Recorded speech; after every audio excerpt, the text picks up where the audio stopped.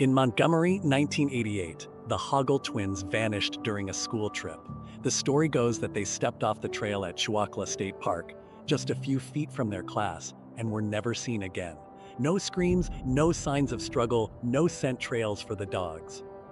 One teacher claimed she saw them walking into the woods with someone in black, but no one else confirmed it. Years later, hikers reported seeing children laughing deep in the trees, always twins, always just out of reach.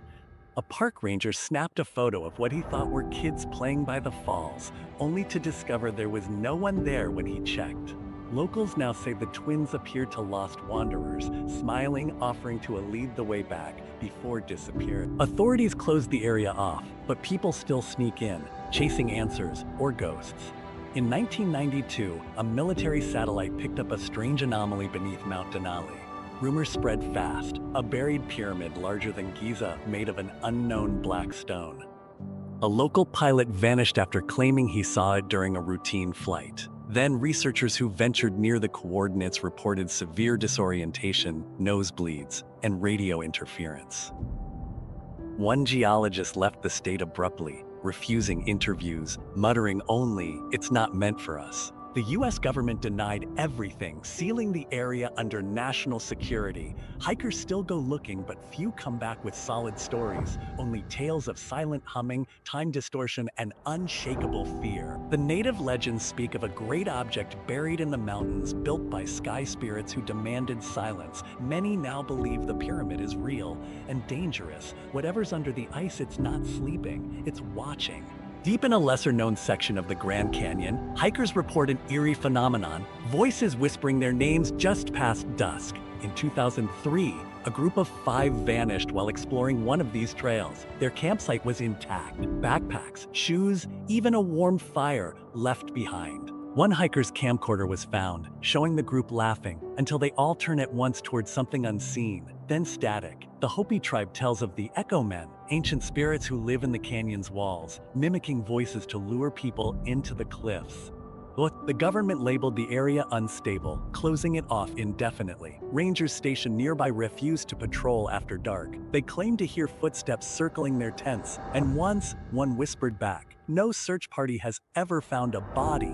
Locals say if you hear someone calling your name in the canyon, you're already too far gone. In 2013, Elisa Lam was found dead in a sealed water tank atop the Luxor Hotel in Los Angeles. But the strangest detail wasn't her body, it was the elevator footage. She presses buttons, peeks out nervously, then makes bizarre hand gestures as if speaking to someone invisible. Internet sleuths tied her behavior to the elevator game, a ritual said to open a door to another world. Strangely, elevator surveillance in other cities began showing similar behavior from different people, pressing the same pattern of buttons, acting terrified, vanishing. Several turned up dead. Some were never found. Hotel staff claim the elevator worked fine before and after Lamb's use. The LAPD called it accidental drowning, but questions remain. Why didn't the alarms trigger? How did she get in the tank? Who or what was she hiding from? The game, they say, only opens the door. What comes through is something else. In 1996, 2 college students camping near Pike National Forest vanished. Weeks later, hikers stumbled upon a perfectly preserved tent site. Food, gear, even warm embers. But no sign of the boys. Authorities returned days later, but the site was gone. Instead, they found a handwritten note pinned to a tree. "We never left. We just don't belong here anymore." Since then, dozens have reported stumbling upon a ghost campground, eerily quiet, untouched by weather or time. Visitors who sleep there wake up miles away, disoriented with hours or days missing. One man claimed he saw figures sitting around the fire, staring at him, not speaking. He hasn't spoken since. Locals whisper of a fold in reality tucked inside the forest, a trap for the curious. Don't sleep in unknown places, they say. You might wake up in a world that looks like ours, but isn't. Built in Homestead by Edward Leedskalnin in the 1920s, Coral Castle consists of massive limestone blocks, some weighing 30 tons, carved and stacked with no modern machinery. Edward, a tiny man under 120 pounds, claimed to know the secrets of magnetic currents and ancient energies. He built it alone, at night, and no one ever saw how. When asked, he'd only say, "I understand the laws of weight and leverage better than anyone." After his death, strange things began to happen. Compasses spun wildly near the walls, and photos taken inside sometimes show shadowy figures not present. Some believe he tapped into lost knowledge, possibly even extraterrestrial. Others think the castle itself is a machine waiting to be activated. Visitors have reported dreams of being watched, and some even claim to black out inside the main gate. Whatever Edward knew, he took it to the grave or maybe into the stone. Lake Lanier looks peaceful, but beneath its surface lies the drowned town of Oscarville, flooded by the government in the 1950s. Ever since, tragic accidents plague the lake, boats capsizing, swimmers pulled under by invisible forces. Locals speak of the Lady of the Lake, a spirit in a blue dress seen drifting across the water. In 1990, divers found skeletal remains with a matching dress, but the sightings never stopped. Fishermen tell of screams beneath the surface. One jet ski rider swore something grabbed his leg and dragged him down. Though he surfaced with no wounds, more than 200 people have died there under bizarre circumstances. The town wasn't evacuated properly, and many buildings, including graves, still lie beneath the murky depths. Some believe the restless dead want peace. Others believe the lake itself became something else entirely: hungry, don't swim after dark, and never go alone. In 1877, a 13-year-old girl named Laurency Venom began acting strangely in Watseka, Illinois, speaking in voices, speaking languages she never learned, claiming to be Mary Roth, a girl who died years earlier in the same town. Her mannerisms, memories, even handwriting matched Mary's. She lived with the Roth family for several months, calling them a mother and a father. Then just as suddenly she returned to her old self. Paranormal researchers call it America's first recorded case of possession or reincarnation. Skeptics call it hysteria.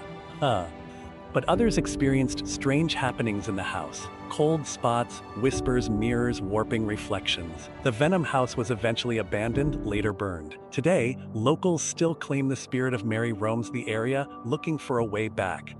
Visitors to her grave report feeling watched or suddenly dizzy. Some even speak in voices they don't recognize. Sometimes the dead don't want rest, they want return. Within a zone bordered by Lexington, Louisville, and Elizabethtown lies Kentucky's Bluegrass Triangle, a region plagued by disappearances, UFO sightings, and strange lights. In 1978, a family of 5 vanished from their farmhouse, leaving behind dinner still warm. No signs of struggle. Their cows were found dead days later, drained of blood. Years later, hikers in the Daniel Boone National Forest reported hearing screams and spotting figures with glowing eyes. One camper claimed time froze for 10 minutes. Birds mid-flight, fire suspended. The area's magnetic field has anomalies that baffle scientists. Locals say ley lines cross there, opening portals. Some believe those who vanish are taken, not murdered, but transported. A police officer once entered the triangle to investigate a car crash. His dash cam stopped at 3:33 a.m. He returned 3 days later, barefoot, confused, and aged 10 years. "Don't go in there," he said. "It doesn't let go." In the 1930s, the New Orleans neighborhood of Algiers was terrorized by reports of a red-eyed, sharp-toothed figure dubbed the Devil Man. Witnesses described him leaping from rooftops, vanishing in shadows, and leaving behind sulfuric smells. A flurry of attacks ended with no arrests. Then silence. But every decade or so, he returns. In 1996, a bartender was found clawed to death in a locked room. Security footage caught a flash of glowing eyes and a shadow skittering across the ceiling. Locals whisper that it's not a man at all, but something older, summoned during early voodoo rituals and never banished. Churches near the Mississippi perform secret rites to keep it asleep. Sometimes it wakes. Recent sightings mention growling beneath storm drains and shadows that move against the wind. Don't look down alleys at night in Algiers, and if you smell brimstone, run. In 1887, loggers in Wexford County reported a creature, 7 feet tall, blue-eyed, with the body of a man and the head of a dog. They called it the Dogman. Every 10 years, sightings spike. It's been spotted along roadsides, in forests, and even on rooftops. In 1987, a DJ aired a parody song about it, only to be flooded with calls from people who'd seen it for real. One police officer claimed it chased his car at 70 mph in 2007, hunters found massive claw marks on trees 12 feet high. Their trail cam captured a blurry, upright figure with glowing eyes. Native legends warned of a beast of vengeance that appeared to those who disrespected the land. Campers now report howls that sound almost human and find deep paw prints that suddenly switch to bare feet. Whatever it is, it's watching from the tree line, and it never forgets your face. In Las Vegas, the Luxor Hotel's sleek pyramid hides more than luxury. Employees whisper of a floor that doesn't exist on blueprints, but sometimes appears on the elevator panel. Guests pressing a 13E report finding a dim, endless hallway, lined with doors that don't open and wallpaper that pulses. One man vanished after calling security, screaming that the doors were whispering. His room was found ransacked, except the door was locked from the inside. Maintenance staff avoid the 13th floor. When asked, management denies it exists. A former concierge said it was built for someone else and never meant to be used. He died in a fire a week later. Surveillance sometimes glitches, showing unfamiliar hallways with flickering lights. One theory suggests the Luxor's design channels energy, opening a thin place. If you see a 13E light up, don't get off. Some guests check in but never check out. The Pine Barrens are infamous for the Jersey Devil, but there's another secret. In 1974, a hiker named Harold Greeley reported stumbling upon an old colonial village deep in the forest. Lantern lit, smoke rising from chimneys, people dressed in 1700s garb. He blinked and it was gone. Since then, others have reported the same thing. A town that appears at dusk, only to vanish when approached. No records exist of any settlement in that spot. One journalist camped nearby in 2009. His last message, the villagers invited me for supper. He was never found. Paranormal researchers believe it's a time slip or a trap. The Lenape tribe told stories of the town that eats men cursed to relive its final day forever. If you hear church bells ringing where no church stands, turn back. Because once the village notices you, it may not let you leave. For centuries, eerie orbs of light have floated above Brown Mountain in western North Carolina. First reported by native tribes, then Civil War soldiers, the glowing lights drift, pulse, and vanish without warning. In 1913, a government team tried to debunk the phenomenon as train headlights until the lights appeared while no trains were running. In 2011, 2 hikers followed the lights into the woods. Only one returned confused and silent. His friend was never seen again. The survivor scratched the word ACOD into every wall of his house before vanishing himself. So theories range from gas pockets to alien activity, but no one knows for sure. Some say the lights are spirits of lost souls, forever wandering. Others believe they're sentient, watching, waiting. Locals warn, if the lights approach you, don't follow, don't stare. Because the last thing you'll see might not be the lights, but what's behind them. In 1961, a car full of teenage girls plunged off a broken Arlington bridge into the river below. Locals say the city quietly repaired the bridge and buried the story, but something stayed behind.